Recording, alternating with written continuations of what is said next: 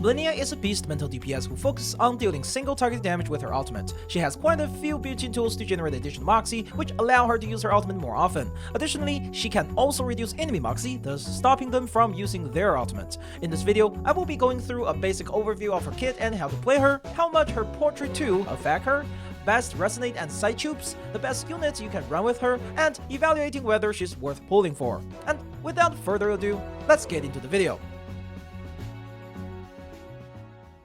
As I've said from the beginning, Melania is a very ultimate-focused damage carry, and this is reflective in her inset as well. With her inset 1, she will gain 1 stack of fixed plan every time she uses her ultimate. This is a permanent buff that gives her 12% ultimate might and cannot be dispelled. This buff is capped at 6 stacks, maxing out at 72% ultimate might. And to put this into perspective, Brave New World only provides 18% ultimate might at max ascension. With just 1 stack per ult, it's kind of difficult to max out in fights as turn limit in Limbo is quite tight. But with insight 3, she will gain 2 stacks of fixed plan instead of 1 per ultimate use, meaning she will be able to max out the buff after just 3 ultimate use instead of 6, making her insight 3 very important. And since her kit is focused on her ultimate, let's look at Ridiculous Eyewitness Testimony first.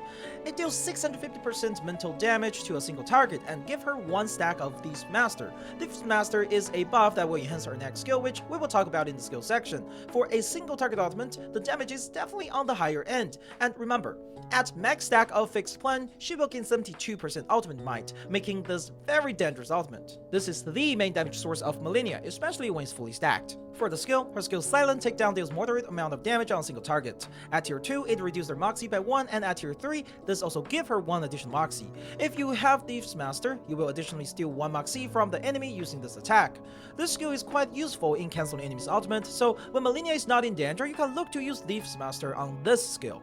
Clockwork Rat deals moderate amount of damage to 2 targets with 20% leech rate, and with Thief's Master, she gains 1 additional Moxie and 30% more leech rate. These skills allow her to have more sustain, especially considering her very SP-hungry playstyle. It's quite helpful in the higher difficulty environment.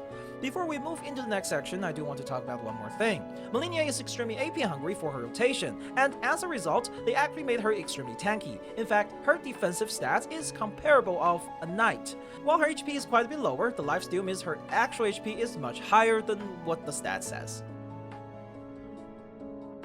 The majority of her damage is in her ultimate, and the more you use it, the more powerful it becomes. Ideally, her first ultimate should come out on turn 3, and with Thief Master, you will look to use her ultimate every other turn after the first. This means you will be using her ultimate on turn 3, 5, 7, 9, 11 during a full-length Limbo run, for a total of 5 times. But how do we actually achieve this? Well, it's quite simple. For the first ultimate, you will preferably looking for a 3-card start every single time, and on the second turn, if you do not have at least 2 cards, you can just refresh the deck in order to generate additional Moxie to have her ultimate on turn 3.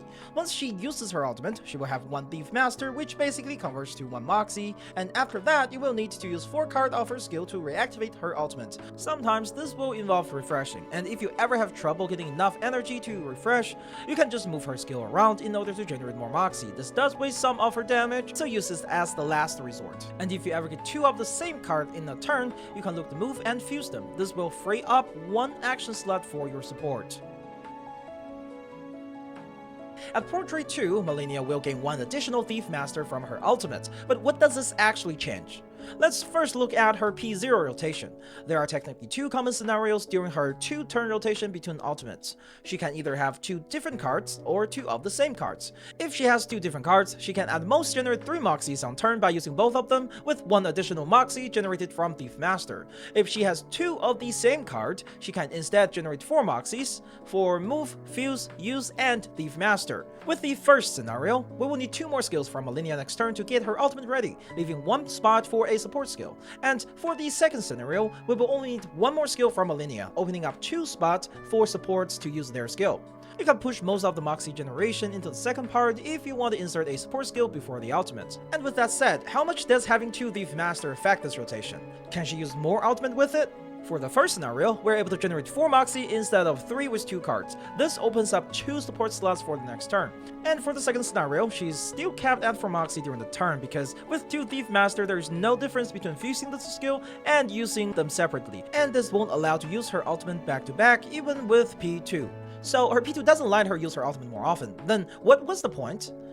What it does provide is that you are now guaranteed to only need 3 skills to get her ultimate ready instead of 4, even if you didn't get 2 of the same card on the first turn. Also, even if you have 2 of the same card, you no longer need to fuse them for faster Moxie generation. This saves the damage you would lose by fusing them. Overall, her Portray 2 is not that big of an improvement in terms of damage. Instead, it opens up 1 skill slot for your support and saves you some damage multiplier at times. By having 1 more support skill, this could mean a huge difference in damage. For Resonate, there are actually 2 sets. You can either go with the attack set like this will give you more stable damage output as it does not rely on getting critical hits, or you can go with a more critical focus build like this. Her crit tag is a lot higher than that of Eternity, which allows her to go critical and deal decent damage. If you can get every single of her ult to crit with this build, she will do more damage than the attack build.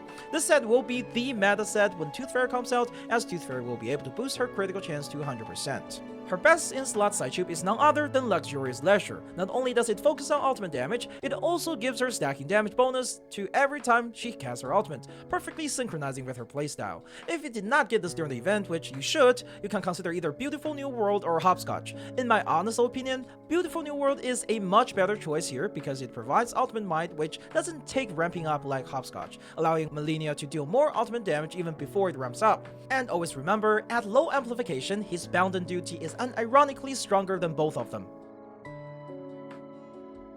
The theoretical best support at the moment would be with Baby Blue, but there are a few things to note here. When you are using Melania, you will have only 1 to 2 APs for your support every 2 turns, depends on what card you got and if you have her at P2. This means for fights where enemy deals more damage, it will be difficult to get your support skill out as you will be busier with healing unless your entire team is just that build and can tank a hit.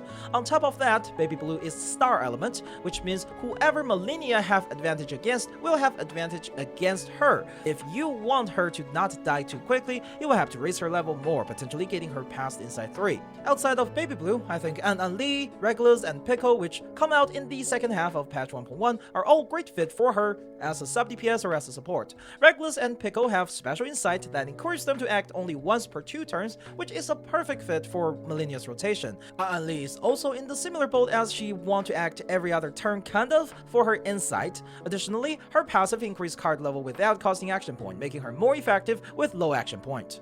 Until Tooth Fairy comes out, I would say Medicine Pocket is the best in slot as a healer. Unless your team is leveled to the max and is able to tank everything, the 1 sturdiness from her healing can be quite useful with limited amount of action point is allowed to use. Besides, Medicine Pocket has the same element as Melania, which means he won't be taking extra damage from enemy Melania has advantage to. Overall, Melania is a character that plays quite differently to the rest we have at the moment, as all her power is really shifted into her ultimate, sacrificing power in her basic skills. Her basic skills are but a tool to help her get her ult. This makes her more reliable as she has a stable rotation with her ultimate coming out every other turn. Unfortunately, this also makes her quite unreliable in fight against mobs, as you will sometimes be wasting tons of damage using her ultimate on enemy with low health, while doing abysmal damage with her basic attacks. Her ability to strip Moxie can delay enemy ultimate by multiple turns, but due to her requirement of ramping up, this could be problematic in high difficulty content where you want to kill enemy fast before they deal too much damage to your team. When come to should you pull for her, if you do not have 2 6-star DPS right now, then I highly recommend picking her up as one. While she does lack a little in the AoE department, she is a very strong damage dealer nonetheless. If you do have 2 DPS but do not have a Centurion, you can consider picking her up. 30% damage bonus from elemental advantage is quite huge, so it's great to have at least 1 DPS per each element. I would not worry too much about reality and mental side of things. While they will become more and more important in the future, their effects are currently relatively low and not worth pulling for. Plus, you can pick up a mental DPS at 1.3 who fills a similar role as her. Also, for free-to-play players, remember Tooth Fairy is coming out in 4 weeks after Melania's banner, and you don't want to miss her. It's also worth mentioning, Bloom Party is on the banner. While I don't really suggest pulling for 5 stars as they do not have a pity and can go really bad, if you do not have too reliable healer, pick her up from the banner could be a significant help to your gameplay. Lastly, if you really like her as a character or as a flying squirrel, then pull for her. After all, 1999 is a video game and you are supposed to have fun. Alright, that's all for Melania. Hopefully you guys enjoyed the video and wish you luck in your pulls. This has been Steambound X. Thanks for watching and I will see you in the next video.